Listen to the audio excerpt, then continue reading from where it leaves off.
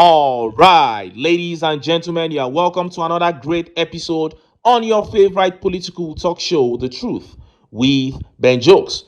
Remuneration packages. Despite criticisms, RMAFC begins public officers pay review. Recall that RMAFC chairman Mohammed Shehu on Monday hinted at the plan to review the earnings of the president and other political office holders, stressing that the current salaries are inadequate and unrealistic given the prevailing economic situation. RMAFC, that is the Revenue Mobilization Allocation and Fiscal Commission. The chairman came out and said he was going to increase the salaries of Tinubu, Akpabio, Shetima, and other political office holders because times are hard. He said the economy is tough, so they need to add more money for them.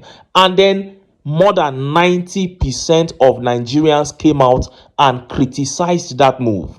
They said you are just trying to spit on the faces of Nigerians.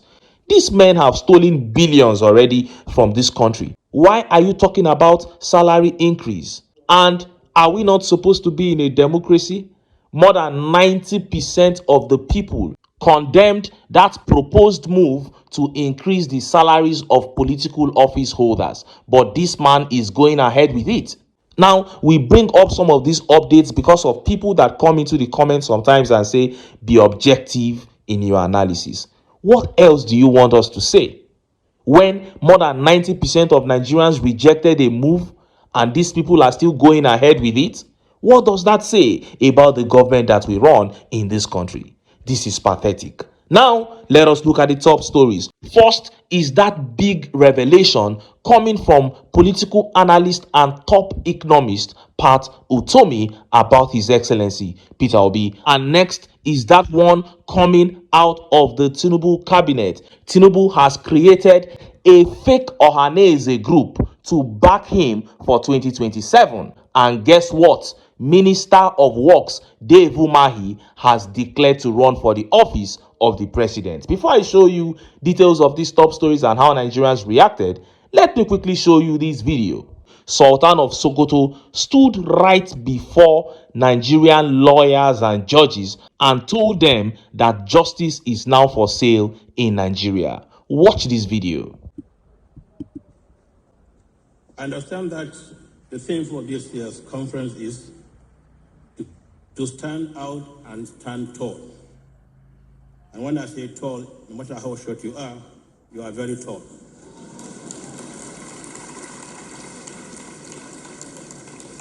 I'm not referring to the governor.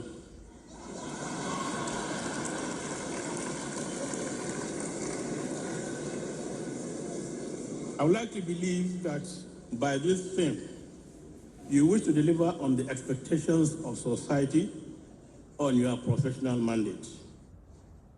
This is spot on. Today, justice is increasingly becoming purchasable commodity, and the poor are becoming victims of miscarriage of justice, while the rich commit all matters of crime and walk the streets scot-free. You heard that. Sultan of Sokoto speaking there at the NBA's national conference. He said, justice in Nigeria has become a purchasable commodity. Now, the Sultan himself is not a saint, and what he said is not new. But the reason I chose to talk about this video is because of some Nigerians who still think everything is politics as usual. They think that what is happening in this country is still mere politics. Many of us have woken up to the reality of a sinking state, but there are still many who think it is business as usual. They look at all that is happening in Nigeria and their response is, we will be fine. No, brethren, we will not be fine if we continue like this. That was the Sultan there saying to all the lawyers and judges and magistrates and courts in Nigeria that they have sold out, and they didn't deny it. This is not normal. I am trying to disabuse our minds. I'm trying to rid us of every cartilage in our frame that links this to normality. This is an abomination. We can't say we have a nation where justice is an illusion.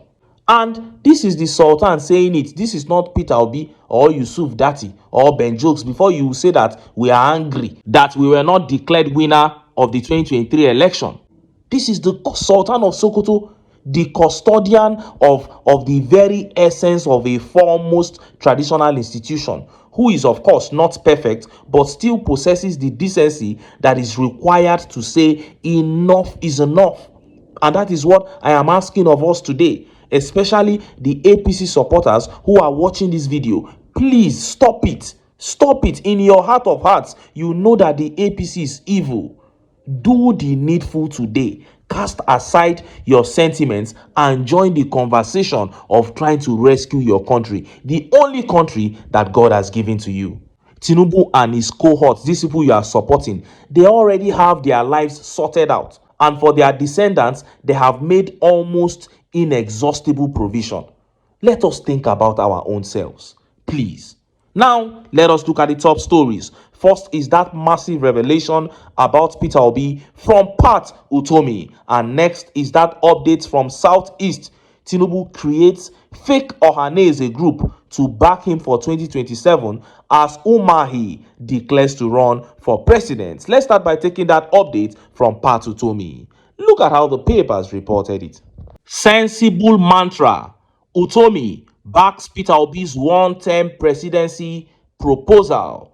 Utomi spoke in an interview with Business Day Television while reacting to Peter Obi's vow to spend only one term in office if elected president in 2027. He said he was not surprised by Obi's position, noting that the former Anambra governor has long advocated for a single-term rotational presidency.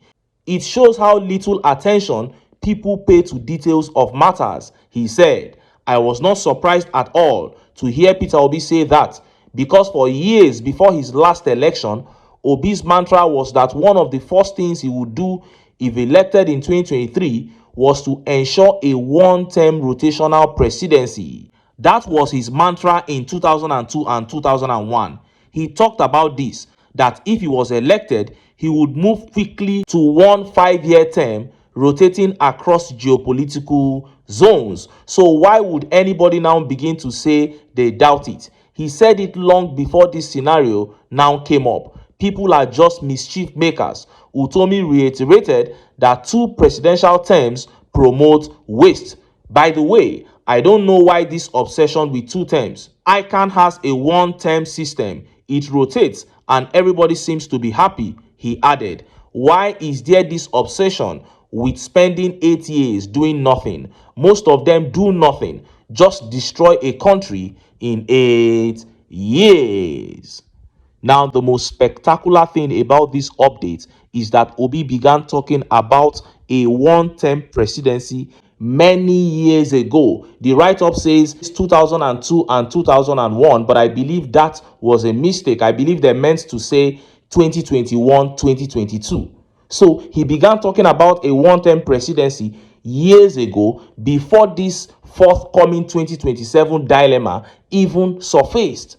So this is a man who sat down and looked at the way the nation was going. This is a man who planned ahead. These are the kind of people we need at the helm of affairs, for God's sake. Not people who just go in there without a plan, who just want to bear the name. And this is why I keep telling Nigerians, and I keep praying and hoping that this country will experience a Peter Obi presidency, because we need to see how things are done. We need to see that it is possible for a nation to work. But of course, the prayers and hoping alone will not do it. The people need to get up and put in the work. And if we do so, we can take our country back. And just as Nigerians were yet reacting to this revelation by Pat Utomi, that update from the fake Ohaneze group began making the rounds. And of course, Dave Umahi has now finally put a date on his declaration to run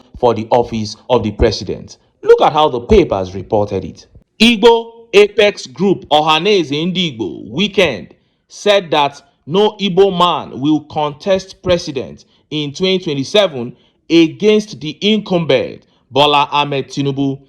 Igbo Apex Group Ohaneze Ndigbo Weekend said that no Igbo man will contest president in 2027 against the incumbent Bola Ahmed Tinubu, saying that the possibility of the Southeast producing the president of Nigeria can only be achieved in 2035, not 2027.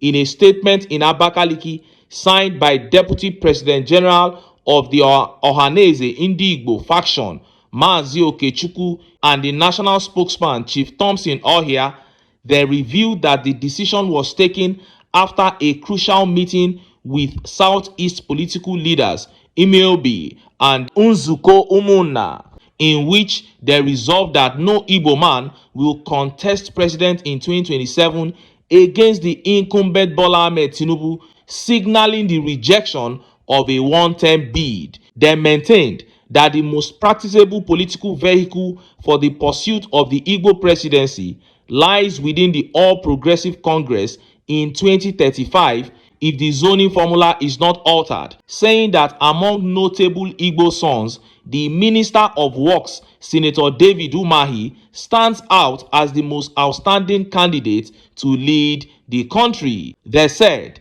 the Apex Igbo Socio-Cultural Organization, Ohaneze Ndigbo, finds it paramount to convey a forthright and compelling message not only to Ndigbo but to the entirety of the Nigerian populace. We assert with unwavering candor and respect that the goal of achieving an Igbo presidency is indeed realizable and sets forth as a compelling objective for the year 2035. In this decisive endeavor, we highlight Senator David UMAHI as an eminent candidate in a distinguished ensemble of Igbo leaders, which prominently includes Peter Obi, Ifeanyi Okowa, Pius Ayim, Hope Uzodinma, and Chukwuma Soludo and Rochas Okorocha. You heard that. Now, just to be clear, that was not the real Ohaneze group. That was just a few persons who broke out of the original Ohaneze group and formed a faction that works for the APC. So they have vowed to support Tinubu for 2027, and through them, Dave Umahi has declared 2035 as his own turn to become president of Nigeria. Now, by 2031, the southern tenure will end according to the zoning. Between 2031 to 2039 is the northern turn, and that is when they have told Dave Umahi that he will run. Can you see how this man is making a mess of himself? Now, let's look at how Nigerians reacted to that statement by the fake Ohaneze group. Let's take some of the tweet reactions. This tweet here from Nick Ike says, before you come hard on Ohaneze, ask them which Ohaneze. Ohaneze will not make such a reckless and unguarded statement. These are hungry, greedy men trying to eat with a fake Ohaneze. That is the truth. That is the whole truth. And this tweet here by Peter says, these are the issues. They don't want an Igbo man as president. The best Igbo man to ever contest for president arrives, and instead of the biggest Igbo group to endorse him, they get compromised and start fighting him. Well, this is a faction of the Ohaneze, not the main group. And Afflicted Nigerian here says, APC branch of Ohaneze. Normally, APC has their branches everywhere in all facets of life. Nigerians are easily bought. Corruption is the source code, joined with Nigerian greedy selfishness that is embedded within many of us. Just a few minorities that seek the good of all. It is such a shame. Now, I have said repeatedly here that Minister of Works and former governor of Ebonyi State, Dave Umahi, is a butterfly that thinks himself a bird. Now, look at what they are talking about, 2035. I'm sure he was the major convener of that group. He was the one that made that faction to break out and start working for the APC so that they will endorse BAT for 2027. And now they are saying that he is going to run in 2035. Between 2031 to 2039 is the turn of the Northerners. That is when APC is telling Dave Umahi that he will run. They are fooling him and he's accepting it. I thought this man was smarter than this. But one good thing is that whether it is the fake Ohaneze group or it is the original OHANEZE group. We all know the Southeast. It is not a region that can be coerced by one or two persons to vote for any candidate in any election. These are people that have minds of their own, and they always base their decisions on the right principles. That is why at the end of the day, you will see that majority of the people in the region will always go for one candidate, and it is always the best candidate on the ballot. And that is exactly what they are going to do again in 2027. On the issue of saying that no Igbo man is going to run in 2027, that one is at the discretion of the people that are lined up to run. If 100 Igbo men like, they can come out and run. The country allows everybody to do their thing. These ones are just collecting money to fool whoever they want to fool. And I encourage them, let them continue collecting money from the government to enrich themselves. If anybody is foolish enough to think that PO will not be on the ballot in 2027, then you can continue to fool yourselves. In him, Nigerians have found the little hope that they are holding on to now, trying to see if things can actually get better in a country that is on the brink in every aspect of the economy and our daily lives. And of course, we continue to urge Nigerians that it is not right for us to continue like this in a country that has everything. That is why the masses must disregard all these useless talks by political groups and by politicians who are feeding fat off the treasury. Masses of this country must ignore all the disturbing and dissuading and deception of these politicians and come together, unite to take this country back. But until then, make I still enter town, make I go get some ogbonge political news wey una go like. Why? Because now because of una, now I dey here. So don't go away, don't go.